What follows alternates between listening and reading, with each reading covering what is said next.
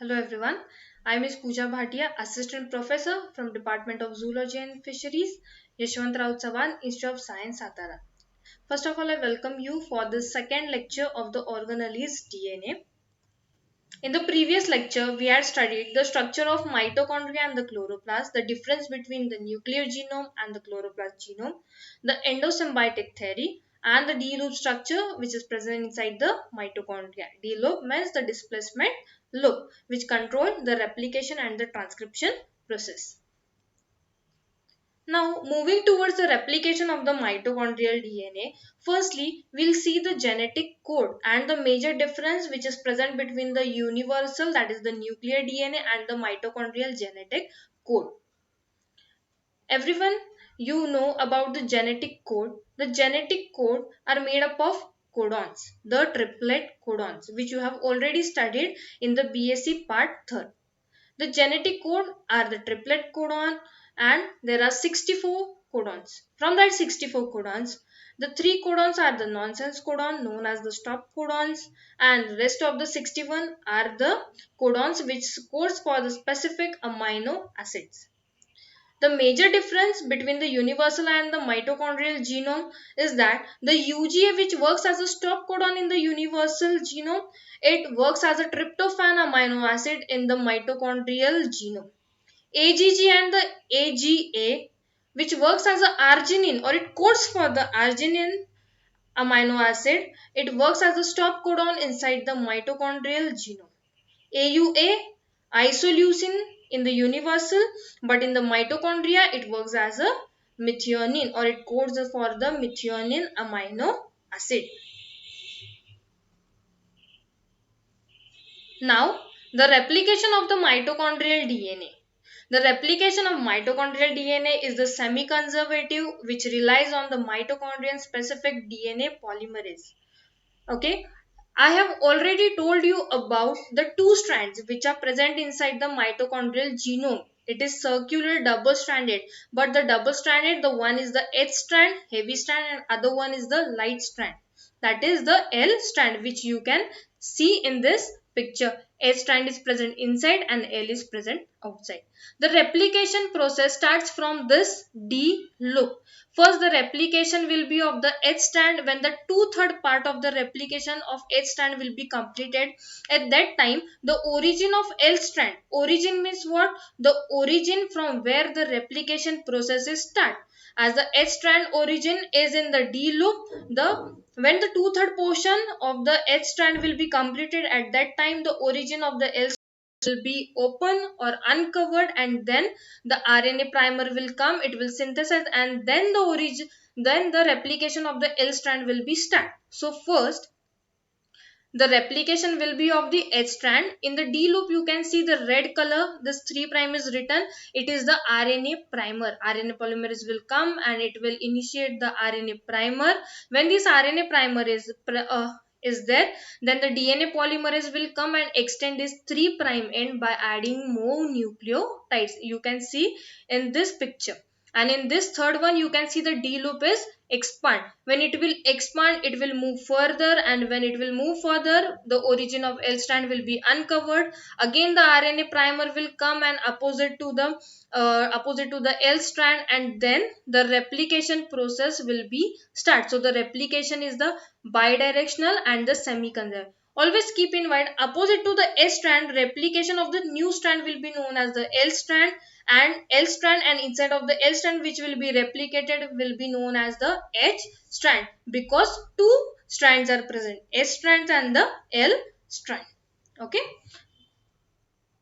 Now you can see in this picture, 2/3 portion is completed, origin of L strand is uncovered, RNA primer is synthesized, bidirectional process, then the replication will be completed and we are going to get the two genomes. In this you can see the H strand, and opposite to H strand there will be the L strand, and in this H strand inside and outside will be the L strand. This outside L strand is the template original and this one is the newly synthesized. In this the old strand is present inside H strand and opposite the newly synthesized will be of this pink color. You can see over here. And just keep in mind that there is no proofreading activity is present inside the mitochondrial genome. What is proofreading activity? Proofreading activity means the DNA polymerase will come back at the time of replication. It will check the nucleotides which are added by him.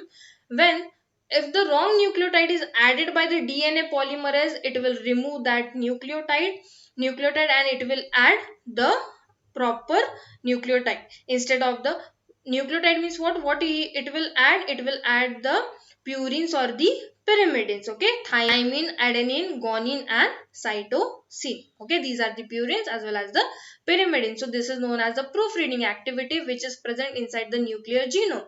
But in the mitochondrial genome, no proofreading activity is present. If the mutation occurs, then the new or variant generation will or the variant mitochondria will occur. I think I have cleared you all the replication process of the mitochondria. Now we'll move further towards the chloroplast genome. Now the characteristics of the chloroplast DNA, it is double stranded, circular DNA, supercoiled and generally it is not associated with any proteins. Size varies from the 85 kb to the 200 kb. It is larger than the mitochondrial genomes. Each chloroplast contains 10 to 60 copies of its genome. The number of copies of cpDNA, it varies from the species to species. Okay, so there are multiple copies per chloroplast and these copies are also found in the nucleotide regions that are also present in the multiple copies. Okay, the genome of the chloroplast, it consists the genes for the rRNA, tRNA, for the some ribosomal proteins, RNA polymer subunit, translation factors and the proteins involved for the photosynthesis. As the replication process of mitochondria is known, but the mechanism of chloroplast DNA replication is unknown. But the two models are proposed which we will see in the further slides. The chloroplast ribosomes are distinct from the mitochondrial ribosomes and the translation of the chloroplast is same like prokaryotes translation. Okay. Now we'll move further towards the replication of the chloroplast DNA. As I have told you, the mechanism is unknown, but the two models have been proposed. In the first model, the researcher have been told that there is a double means two displacement loop is present, and in the next model 4 D loop structures have been observed. Okay, so the D loop moves through the circular DNA. The D loop means what? The displacement loop which we have seen in the mitochondrial genome. It adopts a theta intermediate form. In the theta structure, it is going to do the replication, which is also known as the Ken's replication intermediate, and completes the replication with a rolling circle mechanism. Replication, you can see over here, it starts at a specific points of origin. Okay, as we have seen in the mitochondria, D loop is present, and if you know that in the prokaryotes oric region is present, from that the replication process of the prokaryotic DNA will be start, and in the eukaryotic DNA ARS sequence is present. From that ARS sequence, the RNA polymerase will come, RNA primer, and then the DNA polymerase will come and it will initiate. And so we are going to get the two strands. Okay. So here also specific origins are present that I have told you already, D loop. Okay, so multiple replication forks open up in the chloroplast which allow the replication machinery to replicate the DNA. As the replication continues, the forks grow and eventually converge. The new cpDNA structures are separated, creating the new daughter cpDNA chromosome. I'll explain you this. Okay, so in this picture you can see there are the 4 D loops are present. From that 4 D loops, all 4 D loops side, RNA primer will be initiated, DNA polymerase will come and extend them.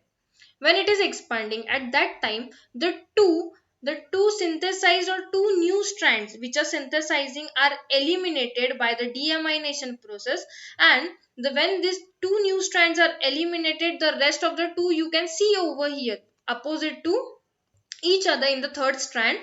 In this you can see the two are eliminated and two are present. In the fourth structure you can see over here, and by the theta mechanism, by the rolling circle mechanism, or in the bidirectional ways, the two new strands are generated or synthesized, and we are going to get the two chloroplast genome. In this you can see the blue color template strand and the red one is the new strand. Okay, so 4D loop structure, RNA polymerase will come and synthesize the RNA primer. Then DNA polymerase will come and extend it by the deamination process. The two new strands will be eliminated, and the two strands which are present will complete the replication process by the bidirectional way in the theta mechanism, and we are going to get the two strands, okay, or the two genome of the chloroplast. Now the difference between the organelle inheritance and the Mendelian inheritance. Mendelian inheritance, it is governed by the nuclear genes. It exhibits a different segregation pattern. It does not show any maternal effects. Genes can be easily mapped. The nuclear genes are associated with the chromosomes. But in the organelle inheritance, these are governed by the organelle genes. It does not exhibit segregation pattern. It shows the maternal effects. Maternal effects means what? The maternal inheritance, which we will see in the further slides. Mapping is difficult. Plasma genes are associated with either chloroplast DNA or the mitochondrial DNA. Now the organelle inheritance. The cytoplasmic inheritance is one which involves plastid, chloroplast or the mitochondria, which are inherited. Okay. The cytoplasmic inheritance is of two types. Plastid, that is the chloroplast inheritance, and the mitochondrial inheritance. Cytoplasmic inheritance are governed by the genes which are present inside the chloroplast and the mitochondria. The genes which govern the cytoplasmic inheritance are called as the plasma genes. Keep in mind, the genes which govern the cytoplasmic inheritance are called as the plasma genes or the cytoplasmic genes or the cytogenes, or known as the extranuclear genes. Now the mitochondrial inheritance. In most multicellular organism, mitochondrial DNA is inherited from the mother side. Okay. Why from the mother side?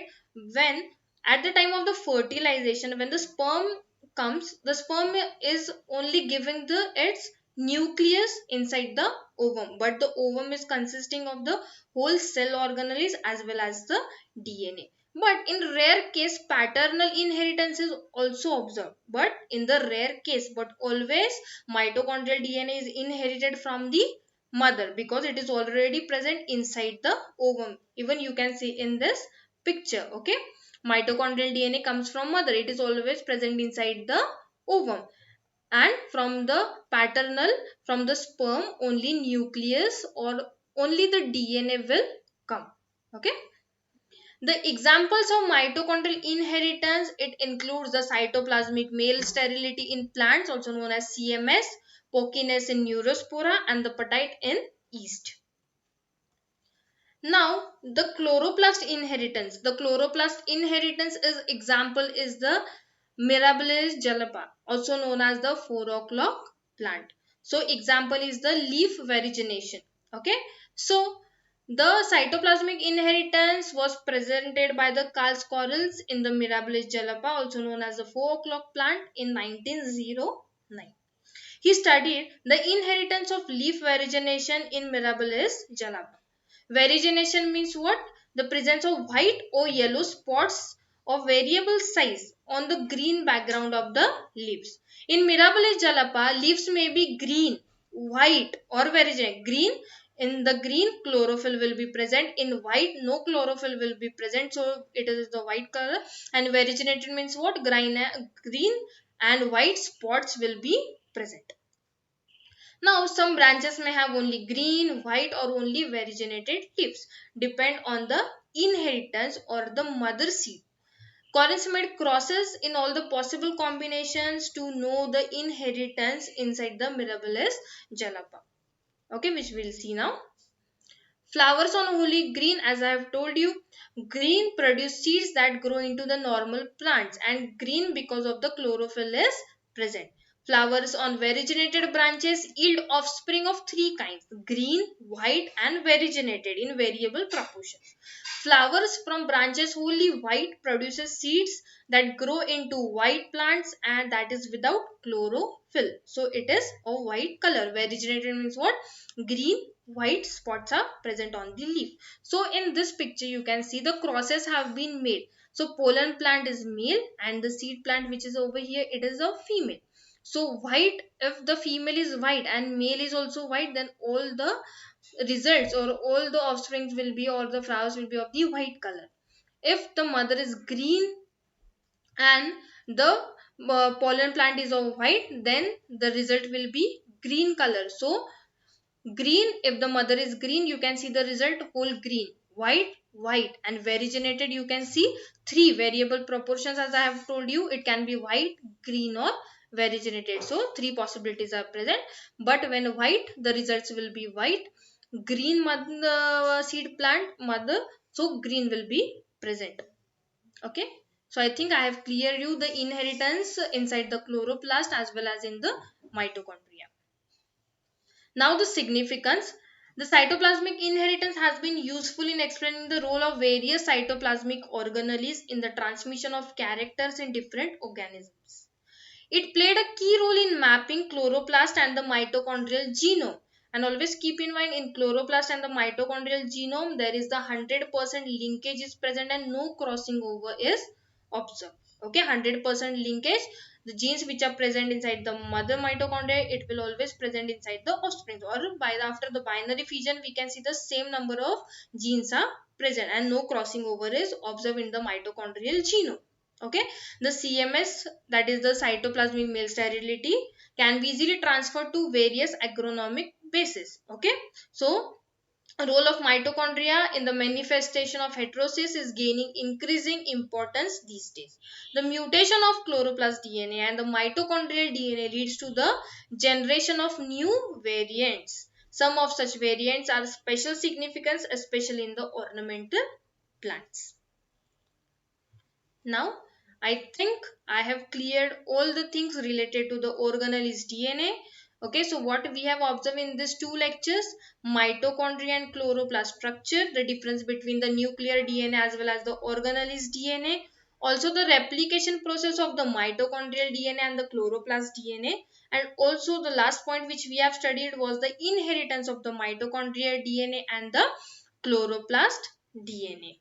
So in the next lecture, we will see our next point which is present inside our syllabus, that is the DNA transposomes. So we'll meet now in the next lecture. Thank you.